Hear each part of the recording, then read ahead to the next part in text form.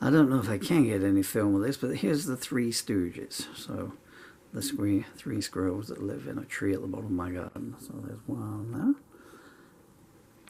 there. And they're all coming down and fighting each other for the food. So that one comes down and swaps. Those, can you see there? Where'd they go? They're easier to see in real life than they are on the camera. If you guys could move, please.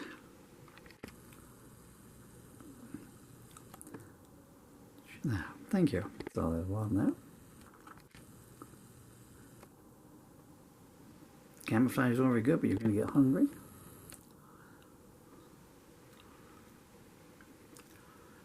And the other one is on the ground behind the tree. So we have two on the table there now. Oh, and the other one's just climbing the tree. And the reason they scootled is because number 3 was threatening to jump down on them. So there's 1, 2, and now, whee! Okay, it's impossible to film their antics. They're going so fast. I just have to keep it here and we'll get whatever we can in shot. This is the mummy squirrel. There's another one on the ground.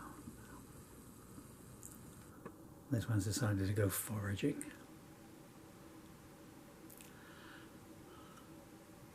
Quite sensible really, because as they leap on the table they knock all the bread and biscuits and fruit and seeds off. You can see which seeds the birds don't like. So, because I've had the birds like an hour ago.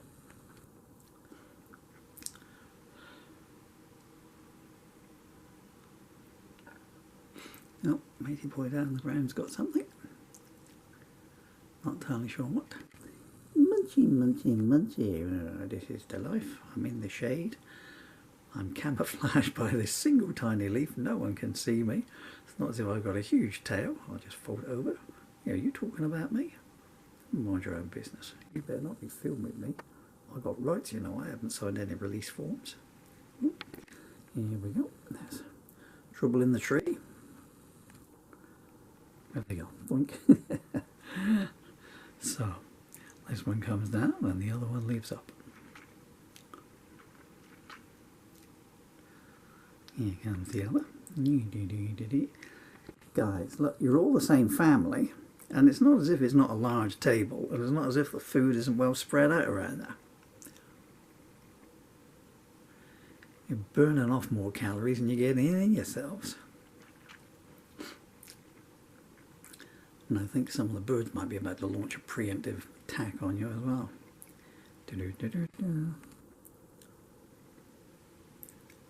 Separate tables. I've had marriages like that, mate. Separate ends of the table, let me see. There. Isn't that easy? How harmonious is that? I'm having the water though. He's not having any more water. I bet he's got, oh, that's the lady over there actually. Oh, and there's number 3. Where's this one too? All the way up there. You give yourself indigestion, eating and then climbing halfway up a tree. Down this one comes, so. They're working out a routine, yeah? 2 on the table and 1 in a tree. We do sometimes get all 3 of them down on the table. That's normally only when they've all got full bellies. So they, I don't know, I guess they're a bit stogie from having full stomachs, but the imperative to fight for the food isn't so bad if they've got a full belly, I guess. Well, they don't seem to do each other any harm. They sort of just, I'm going to leap down behind this one and scare the bejesus out of it, and then it will shoot off. There is actually a 4th squirrel, but that one comes, that I think lives in the field behind my field, and it's, poor thing's got 2 bad hind legs. Comes in late and it's very skittish. Which is a problem because it normally comes when the table's empty and you can't go out and put down any food for it like one can with the birds, who just sort of click their wings now and go, oi, mush. Here with some peanuts, sunflower seeds is very instant. Because it'll just disappear off. And you have to do this balancing act in your mind of, well, is it better that it has some scraps, you know, on the whatever thin pickings are left, than nothing at all. You do just wish that it would just, so I call it it, but I don't know if it's a he or a she, would hang on. So this is the two babies then, yes? I'm looking through the viewfinder at the moment, not with my eyes, so. One can tell the mummy squirrel by her belly because of the fact that she is feeding young in her own way. It's quite apparent on her. Yep. So these are two brothers, two sisters, or a brother and a sister. Where has squirrel number 3 gone? I don't see the squirrel. Doesn't appear to be up in the tree. Maybe it's just had enough and decided to go back to the nest. Ah, the kids are out. I'm going to go back and put my tail up and look out the window. Look at those silly sparrows fighting each other. I don't know if I can zoom out, but there. Did you see a fleeting fluttering movement there? There's about a gazillion birds in the trees waiting to come there.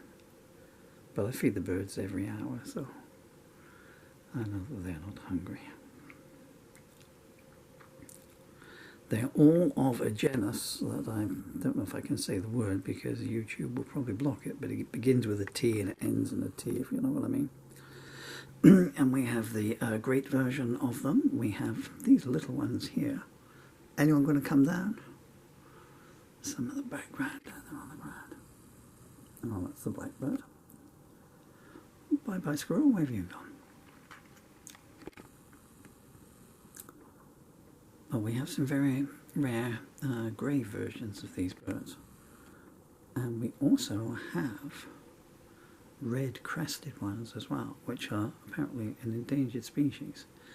And there are 2 families of them living in the garden. One actually came in the house yesterday. This is a true story. Anyone want to come down and say hello while I'm still filming? We have 2 squirrels up in the tree. Separate trees. With their backs to each other. Maybe they're creeping up on each other. This is the kind of birds that I'm talking about here. Is that one of the red-crested ones? Hard to tell when you're looking at them. Nope. Because the red-crested ones have got a red crest at the nape of their neck. What are you?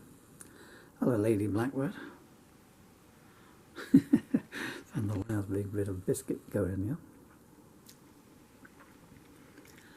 I'll just finish this anecdote. Oh, we have squirrels on the way.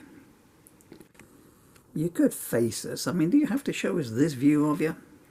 Shaky hands. So I'm sitting here on my laptop yesterday, writing my new book. Might as well publicise that on here. No, goodness me. Okay, it's gone. There's my other book there, which is They Met in a Taxi, Brooklyn Love Story, which is available on Amazon this very week. So I was typing away on my new book, which is called Stowaway. Oh no, the neighbour dogs come out. It chases them as they go along. See, there's a fence, so you can see the fence in the background there. There, so they scoot along the top there because their nest is in a tree right at the very bottom of the garden. My singing probably keeps them awake at night. And, oh, what on earth is that noise? What's up with this stupid laptop?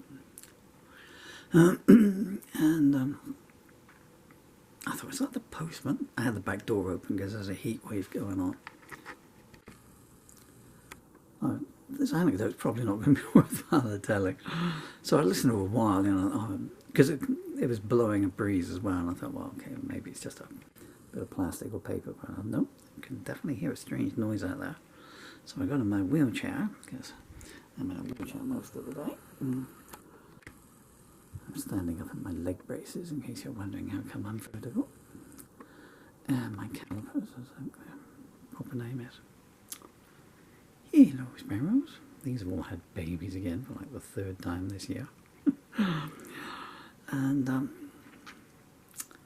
I had the back door open and the bird seed and all what you can see there. It's in all 3 So there's 3 plastic bags by the back door leaning up against the fridge freezer. And my window's not very clean, is it? And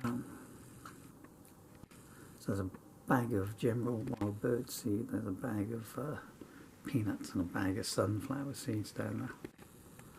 And normally if I wheel my wheelchair to the back door, then they will come along and fly up the tree, and they'll come up quite close when I turn around, and there's this red-crested bird, and it's in the window and stuck behind the blind. So, and the because the windows were open, it pushed the door too, so obviously got fed up of waiting for me to come out and feed it. So it so, well, I'll just go in and help myself then. We know where it's to. Come on, mate, it's all clear. Is this one of the red-crested ones? Come on down so I can get a close look at you. Yeah, I think this is one of the red-crested ones. Oh, you're going the wrong way. It's going up in the tree. Oh, I see, it's hidden itself. We'll see what happens, and then I will. There we go. See the crest on the back of the neck? Publicity shy. Is that you back again? Nope, that's a different one. That's one of the... So we have robins, we have great. That's the one on the right with the black top, grey, and these accompanying sparrows. So I guess we're all out of squirrels now. Anyway, the denouement of the story is, so I just wheeled myself over, opened the back door, and it flew out. Told you it wasn't much of a story, but hey, what the heck. Director's commentary. Normally I keep the plate, I keep that over the hole though, because it goes down on the ground and then they go down on the ground underneath it. Anyway, this poor little robin here nearly got caught by a sparrow hawk a couple of weeks ago, so you can see that it's been in the wars quite badly. I think that might be a bit blurry. I think the camera might be picking up the mark on the window. But it's still strong, doesn't seem to be any particular damage done. Might be in therapy.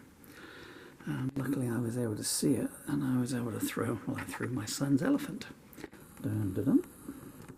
against the window, and that made a clump, and the sparrowhawk was distracted enough for that robin there to get away. There's 4 different robin families, i.e. there's 4 men and 4 ladies, and they all have babies. And one of them is very rotund, one might say. I don't wish to fat shame our wildlife, but I think it's really funny because it just comes down and lands, just can barely bend down to peck off the table. It's like, oh, anyone got a spoon? How it gets back to the nest, I've got no idea. It gets an Uber, I think, you know.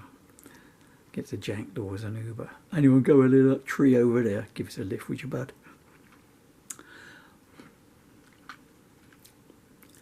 Just wondering if the baby sparrows are going to come along in a second. You can see just how many there are. There's got to be at least, well, I suppose there's got to be at least 40 different birds that come along. Well, by the time they come along, they just basically stay here. Get it quick, guys. That's it till 5 o'clock. 5:30ish they bring their babies along for the food.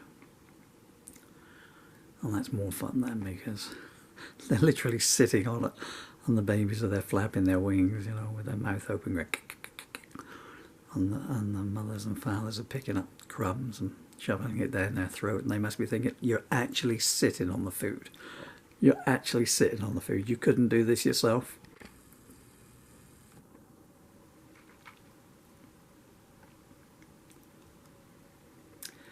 Okay, Wildlife of West Camel, say goodbye to the internet. Goodbye, internet. Thank you for viewing us. Please buy Mr. Murphy's books. They're available on Amazon, and then he can afford to buy us even more yummy birdseed.